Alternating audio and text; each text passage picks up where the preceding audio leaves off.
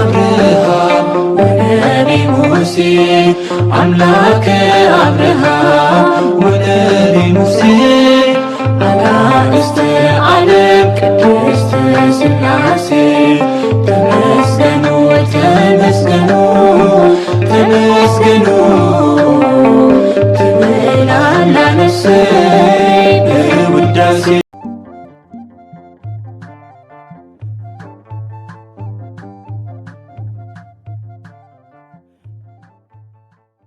بسم سلاسي بسم آب وولد ومنفس قدوس أحد أملاك آمين.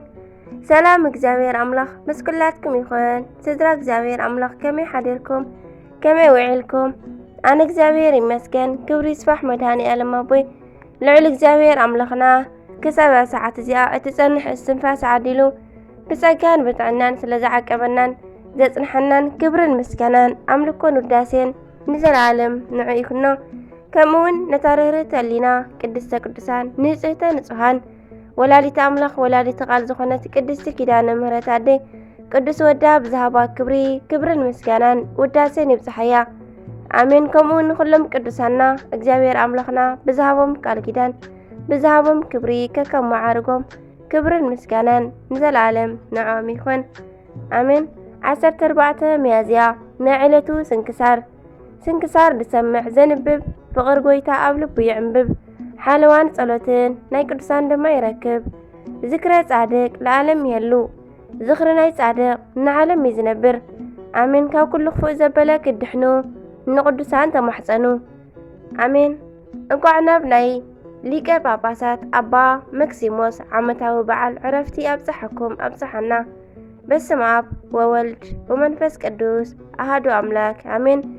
ميازيا 14 أبا مكسيموس ليكا باباسات باباس مالت أبو مراحي قواسا مالتيو بناي قدس بيت كريستيانا أستمهرو أب حدش كدان ناي منفساو سلطان درجاتات بعد تقالالي 3 أيام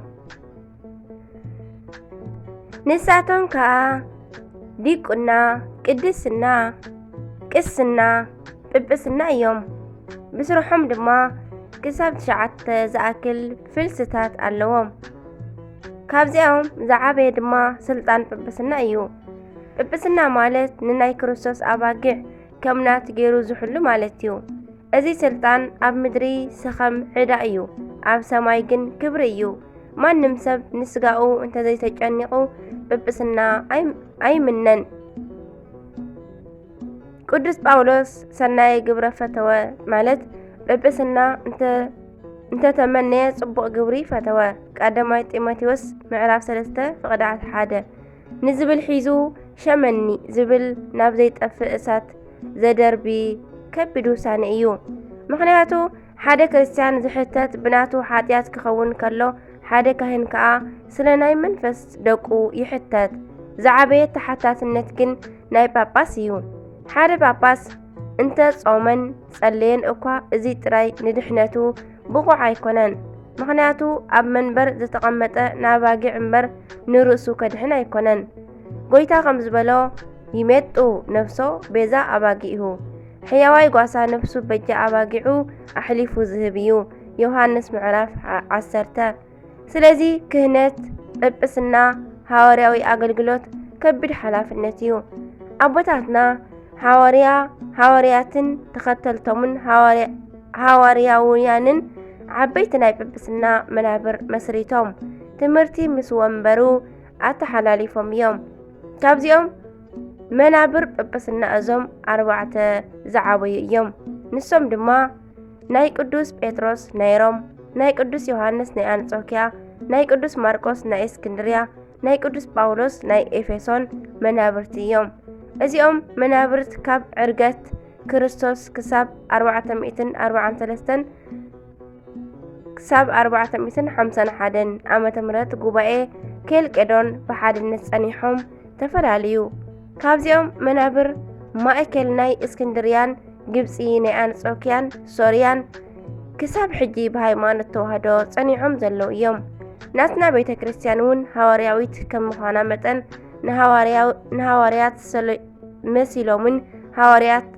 ኣኪሎምን ንዝተንስኡ ጳጳሳት ኣቦታት በቢግዚኡ ብበዓላት ትዝክርን ተኽብርን እያ።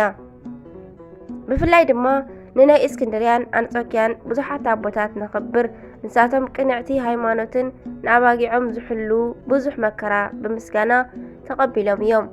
ካብ ማእከል እዚኦም ሓደ ድማ ኣባ መክሲሞስ እዮም። ኣባ መክሲሞስ ናይ እስክንድርያ ወይ ግብፂ መበል 15 ጳጳስ እዮም። ኣብ ሳልሳይ ክፍለ ዘመን ንቤተ ክርስቲያን ን15 ዓመታት ኣገልገሉ። እዞም ቅዱስ ኣቦ ካብ ህፃንነቶም ጀሚሮም ሃይማኖቶም ዘጽንዑን ዝተምሃሩን እንክኾኑ ከለዉ መናኒ ከም ዝነበሩ ይንገረሎም። ከም ወደ መዝሙር ንኣባ ያሮክላን መበል 13 ሊቀ ጳጳስ ንኣባ ዮድናስዮስ መበል 14 ሊቀ ጳጳሳት ብትሕትና ኣገልጊሎም እዮም። ዲቁናን ቅስናን ዝተቐበሉ ድማ ኣብዚ ግዜ እዮም። ጳጳስ ኮይኖም ድሕሪ ምምራጾም ከዓ ንምእመናን ብኣፍ ብመጽሓፍን ኣስተምሃሩ። ብኸምዚ ከዓ ንኣባጊዖም ካብ ተኹላ ናይ ምሕላው ግብሪ ኣከናዊኖም እዮም። ብፍላይ ከዓ ብደረጃ ዓለም ከሓድያን ንዝኾኑ ማኒን ሳምሳጢን ተዋጊኦም እዮም። ጻዕሮም ሰሚሩ ከዓ ከሓድያን ተወገዙ። እዞም ቅዱስ ኣቦ ኣባ ማክሲሞስ ካብ ዝበልጽ ብዙሕ ጽቡቕ ስራሕ ሰሪሖም ብሰናይ ዕረፍቲ በዛ ዕለት ዓረፉ። ኣሜን። በረኸቶም ምሕደረና። ኣምላከ ቅዱሳን ስለ ኣቦታትና ክብል ንጉስነቱ ዝርህርህ ጓሳ ይሃበና። ኣሜን። ካብ ናይ ቅዱሱ በረከት እውን ይኽፈለና። ኣሜን። ሚያዝያ ዕለት 14 ዝኽበሩ ዓመታዊ ናይ ቅዱሳን በዓላት ኣባ መክሲሞስ ሊቀ ጳጳሳት፣ ወርሓዊ በዓላት ድማ ሐዋርያ ፊልጶስ፣ ኣቡነ አረጋዊ ዘሚካኤል፣ ቅዱስ ገብረ ክርስቶስ መርዓዊ፣ ቅዱስ ሙሴ ናይ እግዚአብሔር ሰብ፣ ኣባ ስምዖን ገዳማዊ፣ ኣባ ዮሐንስ ጻድቅ፣ ኣዴና ቅድስነ ሰሒት። ኣሜን። ግብረ ሐዋርያት ምዕራፍ 20 ካብ ፍቕዲ 28 ክሳብ 31። ስለዚ ንርእስኹምን ነታ ብገዛእ ደሙ ዘጥረያ ቤተ ክርስቲያን ኣምላኽ ንኽትጓስዩ መንፈስ ቅዱስ ኤጲስቆጶሳት ገይሩ ኣብኣ ዝሸመኩም ንኹሉ መጓሰን ንርእስኹምን ተጠንቀቑ። ኣነ ምስከድኩ እቲ መጓሰ ዘየናሕስዩሉ ከም ተኹላ እኩያት ዝኾኑ ሰባት ከም ዝመጽኹም እፈልጥ እየ። ካባኻትኩም እውን ከይተረፈ ንደቀ መዛሙርቲ ሰዓብቶም ምእንቲ ክገብርዎም ቄናን ትምህርቲ ዝምህሩ ክትንሱ እዮም። ስለዚ 3 ዓመት ሙሉእ ለይትን መዓልትን ብንውዓትን ነፍሲ ወከፍኩም ካብ ምምዓድ ከም ዘየብኮርኩም እናዘከርኩም ንቑሑ። ኣሜን። ግብረ ሐዋርያት ምዕራፍ 20 ፍቕዲ 28 ክሳብ 31። ኣሜን። ስንክሳር ዝሰምዕ ዘንብብ ፍቕር ጎይታ ኣብ ልቡ ይዕምብ። ሓለዋን ጸሎትን ናይ ቅዱሳን ደማ ይረክብ። ኣሜን። ወስብሐት ለእግዚአብሔር ወለወላዲቱ ድንግል ወለመስቀሉ ክቡር። ዝወደቐ ዝነጠበ ብኣፈ ቅዱሳን ትጓር መላእክቲ ተሃርመለይ። ኣሜን ኣሜን ለይኮን